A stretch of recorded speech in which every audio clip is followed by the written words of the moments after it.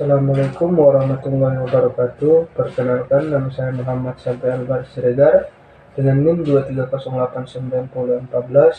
Di sini saya akan mempresentasikan materi dari kelompok 1 sampai dengan kelompok 10 dalam ringkasan tugas akhir biomekanika olahraga yang diampu oleh Bapak Alimuddin SOR MOR dan Bapak Dr. Fat Muhtasab SPD MPD. Baik, di sini saya akan masuk pada pendahuluan, yaitu biomekanika secara umum adalah ilmu yang menghubungkan prinsip-prinsip mekanika atau cabang fisika yang mempelajari gaya dan efeknya dengan sistem biologis makhluk hidup, khususnya tubuh manusia. Biomekanika olahraga adalah disiplin ilmu keolahragaan yang secara khusus mempelajari gerakan tubuh manusia saat melakukan aktivitas olahraga dengan menerapkan prinsip-prinsip mekanika. Baik, untuk materi pertama yaitu anggota gerak aktif dan pasif bagian atas dan bawah. Dalam anggota biomekanika, gerak aktif olahraga adalah komponen yang menghasilkan gerakan atau utamanya otot. Sedangkan pasif adalah yang mendukung atau membatasi gerakan tulang, sendi, ligamen. Dibagi berdasarkan bagian atas atau upper body dan bawah atau lower body untuk analisis performa, efisiensi, dan pencegahan cedera. Materi yang kedua yaitu adalah analisis gerak sendi, tulang, otot dalam aktivitas olahraga. Yang pertama ada sendi, perannya titik sambung tulang yang memungkinkan gerakan dan stabilitas. Misalnya, engsel untuk fleksi atau ekstensi, bola dan soket untuk rotasi. Analisis gerak, sudut gerakan, kecepatan, angular, akselerasi, dan stres kinetik, misalnya reaksi tanah, relevansi, resiko ketidakstabilan atau ACLTR, desain latihan pencegahan.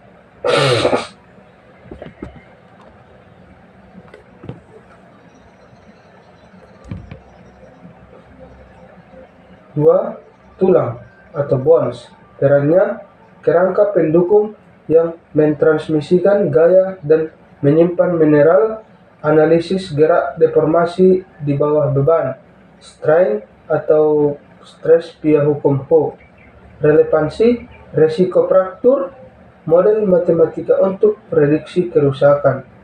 Yang ketiga ada otot atau muscles. Perannya penghasil gaya melalui kontraksi, isotonik atau isometrik. Jenis serat, cepat atau lambat. Analisis geraknya, kekuatan, kecepatan kontraksi, koordinasi IMG dan torque. Relevansinya, resiko ketidakseimbangan, program latihan untuk kekuatan atau fleksibilitas. Materi yang ketiga yaitu implikasi hukum gerak dalam olahraga. Materi yang ketiga yaitu implikasi hukum gerak dalam olahraga, gerak linear, gerak rotasi, dan keseimbangan. Yang pertama, gerak linear. Definisinya, gerak suatu benda atau tubuh dalam lintasan lurus, contoh dalam olahraga, seperti lari sprint, bola dilempar lurus. Implikasi hukum geraknya, hukum Newton 1-3, menjelaskan bagaimana gaya diperlukan untuk mengubah kecepatan. Atlet perlu mengatur gaya dorong, massa tubuh, dan gesekan agar gerakan lebih efisien. Yang kedua, gerak rotasi. Definisinya, gerakan melingkar atau berputar pada suatu titik atau sumbu. Contoh dalam olahraga yaitu lempar cakram, salto, pirouette dalam balet. Implikasi hukum geraknya, konsep momen gaya, momen inersia, dan kecepatan sudut sangat penting.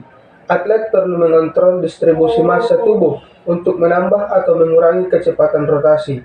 Ketiga, ada keseimbangan. Definisinya, kemampuan tubuh untuk mempertahankan posisi stabil saat diam atau bergerak.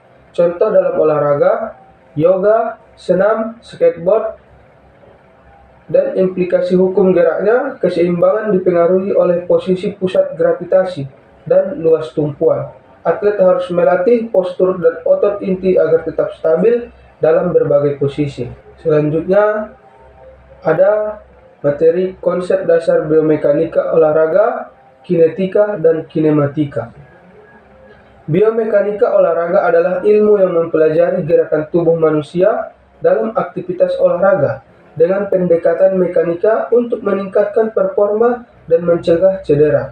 Dua konsep utamanya adalah kinematika dan kinetika. Yang pertama ada kinematika. Kinematika adalah cabang biomekanika yang mempelajari deskripsi gerakan tanpa mempertimbangkan gaya dan penyebabnya.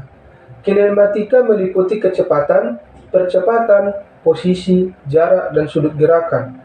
Contohnya, analisis lintasan lari seorang atlet sprint atau sudut lemparan dalam olahraga bola. Yang kedua ada kinetika. Sebaliknya, mempelajari gaya-gaya yang menyebabkan gerakan. Kinetika mencakup gaya otot, gaya reaksi tanah, gaya gesek, serta torsi.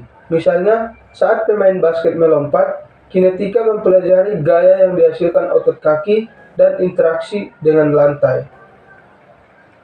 Selanjutnya ada materi tentang analisa konsep dasar biomekanika dan teknik olahraga.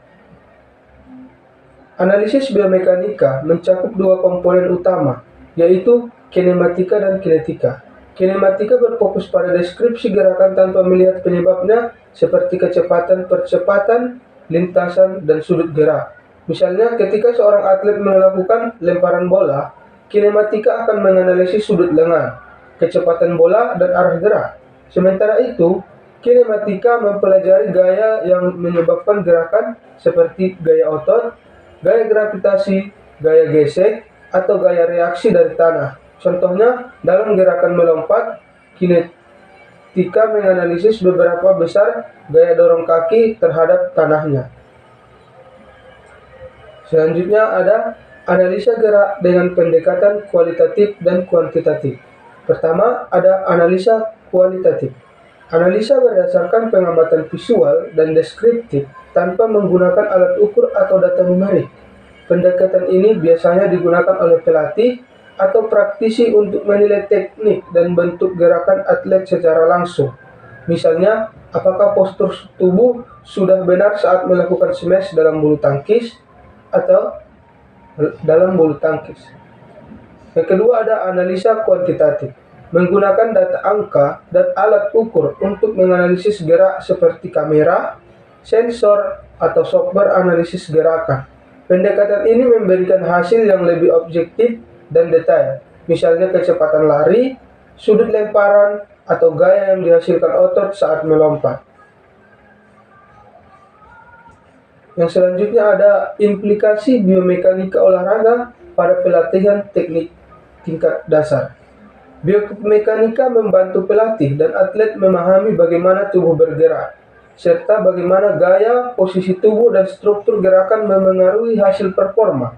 Dalam pelatihan teknik dasar seperti gerakan melempar, melompat, atau menendang, prinsip biomekanika digunakan untuk mengajarkan posisi tubuh yang tepat, arah gaya yang benar, dan urutan gerakan yang efisien. Contohnya, dalam mengajarkan teknik dasar lompat jauh, biomekanika digunakan untuk menjelaskan posisi badan saat lepas landas, sudut tolakan yang ideal, dan posisi pendaratan yang aman. Dengan pemahaman biomekanika, pelatih dapat memperbaiki kesalahan teknik sejak dini dan mendorong pembentukan pola gerak yang benar. Baik, yang ke-8 yaitu ada titik berat dan stabilitas. Center of gravity atau pusat gravitasi adalah titik di dalam tubuh atau benda di mana beratnya seolah-olah terpusat dan seimbang ke segala arah. Dalam konteks olahraga dan biomekanika, memahami pusat gravitasi sangat penting karena memengaruhi keseimbangan, stabilitas, dan kontrol gerakan.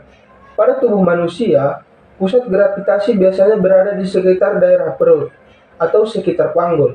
Saat berdiri tegak, namun posisinya dapat berubah tergantung postur tubuh dan posisi anggota gerak. Misalnya, Saat seorang atlet mengangkat tangan atau menekuk tubuh, pusat gravitasinya akan bergeser.